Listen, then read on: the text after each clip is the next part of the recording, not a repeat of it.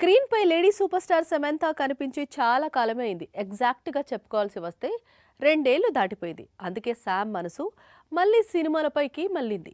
అయితే మూవీస్ కోసం సింగిల్ ఇండస్ట్రీకి పరిమితం కాదలుచుకోలేదు సమంత.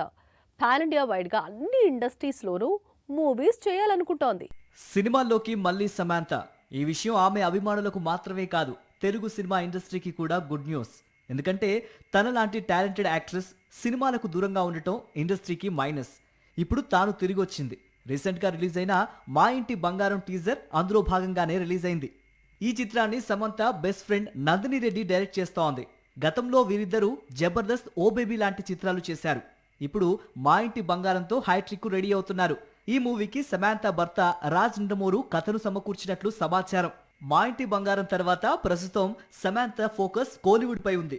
ప్రముఖ తమిళ దర్శకుడు వెట్రిమారన్ తెరకెక్కిస్తోన్న అరసన్ అనే మూవీలో సైతం సమంత హీరోయిన్ గా నటించే అవకాశాలున్నాయని తమిళ సినీ వర్గాలు చెబుతున్నాయి.